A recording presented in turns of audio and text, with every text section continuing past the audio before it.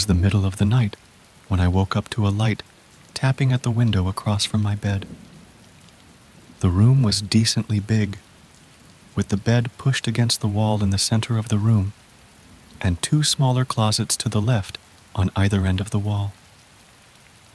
A window was next to the closet in the far left corner of the room from the bed, with a TV beside it.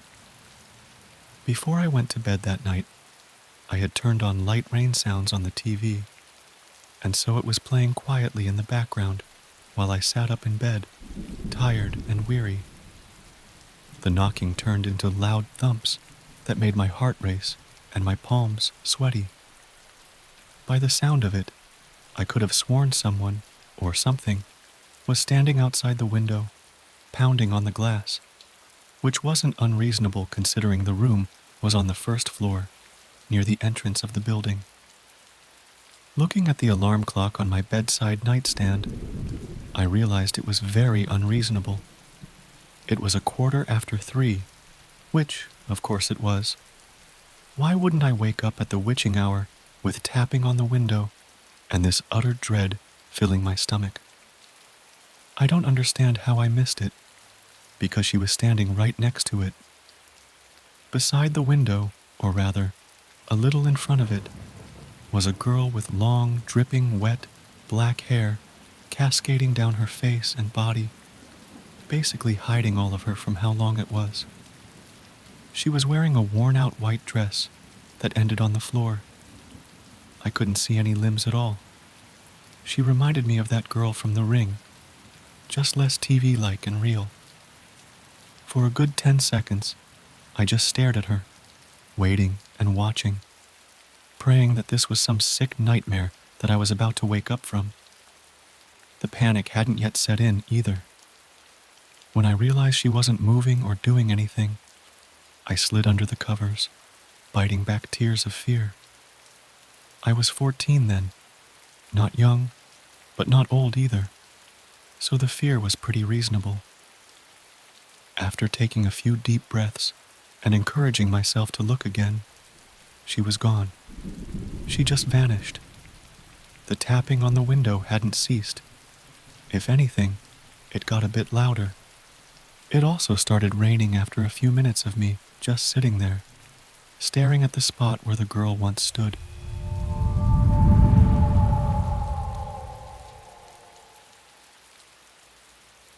About a week after moving into this cold, dark 70s prefab council flat, I spent my first night alone, still getting used to the place.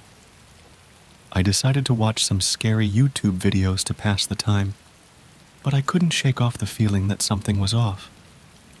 Even Bella, the resident 20-year-old staffy, lying next to me and snoring loudly, couldn't ease my nerves. As I waited for an ad to load, I heard a muffled noise coming from the hallway, like someone was creeping around trying to be quiet.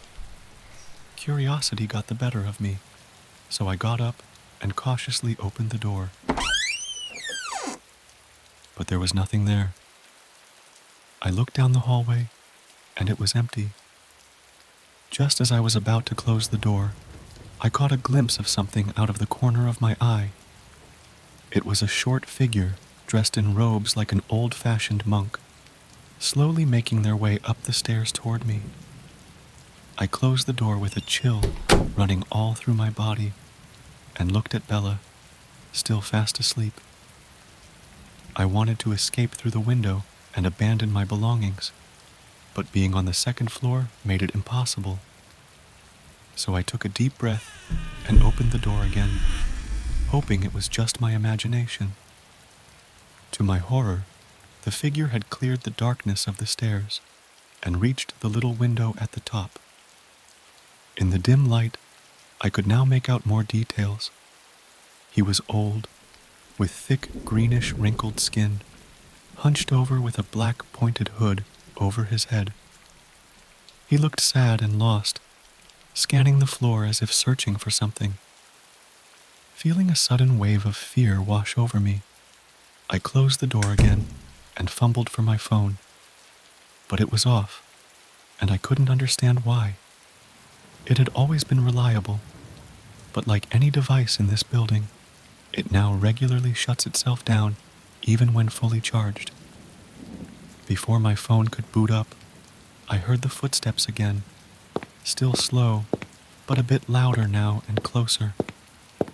I looked around the room in a panic, trying to figure out what to do. Suddenly, Bella woke up and snapped me out of it, screaming loudly. My heart was pounding. The footsteps seemed to stop, right outside the door. I could feel the presence of the old man just outside, as if he was standing there, listening. I focused on calming Bella down and sat in silence for a few minutes, trying to collect myself. I didn't hear him leave, and nothing else happened that night. But this flat continues to let us know we're not alone. I've even caught similar hooded figures watching us from the hallway on my phone's camera, but nothing as clear and real as my first encounter that night.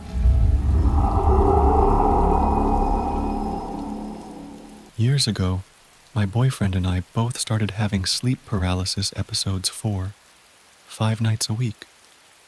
Neither of us had ever experienced them before that. He felt like something was in the room, and sometimes that he couldn't breathe, but I never did. For me, it was only this overwhelming dread and fear of falling back to sleep. I was awake and could see the room lit by the TV or nightlight. I could move my eyes, but that was it. I couldn't speak, scream, or reach for my boyfriend to wake me.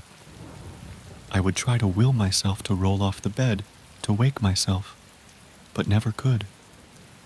We realized that we both would try to yell for the other to snap us out of it, and eventually figured out that although we couldn't speak or yell, we could make this grunting type breath sound that would occasionally work to wake the other, so we could help each other out.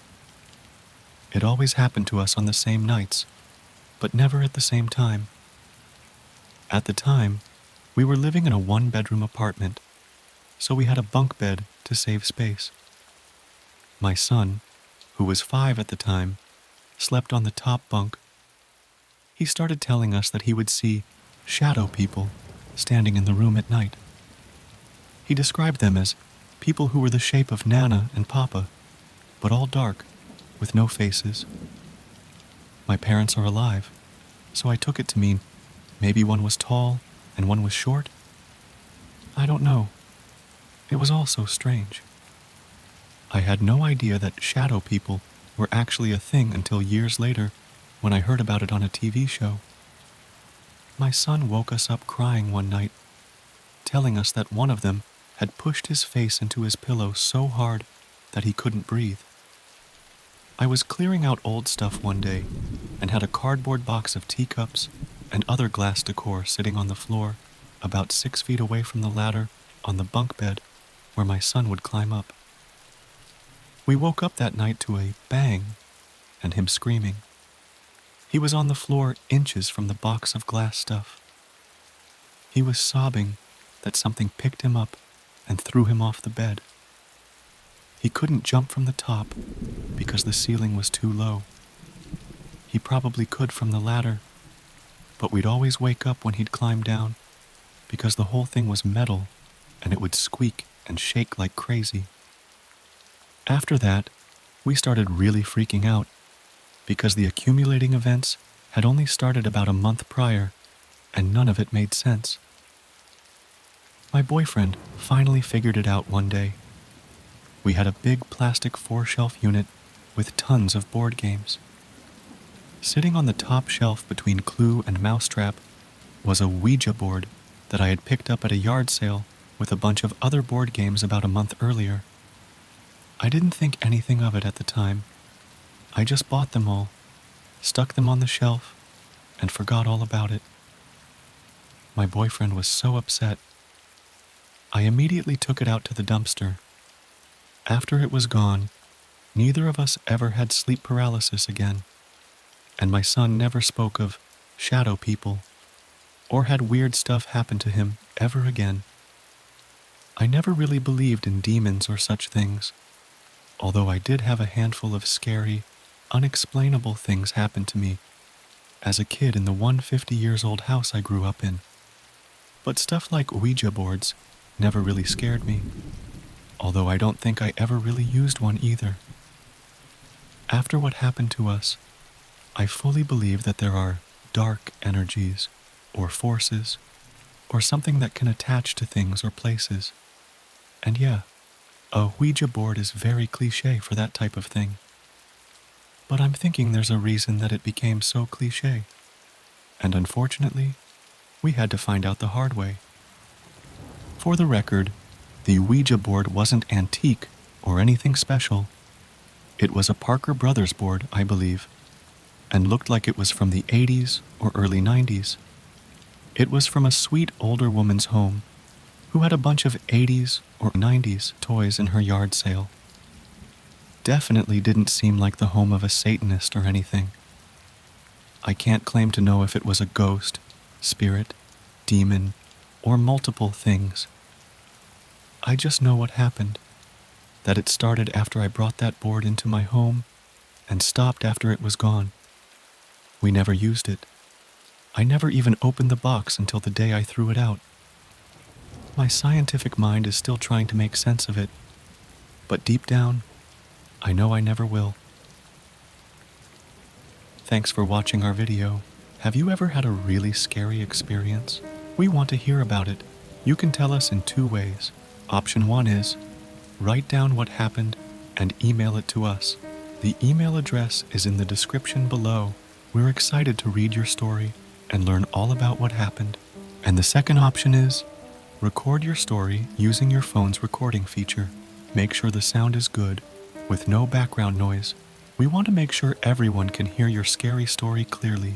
Pick whichever option works best for you, and let's explore your spooky experiences together. We're looking forward to hearing from you. And if you liked this video, give it a thumbs up and subscribe to our channel.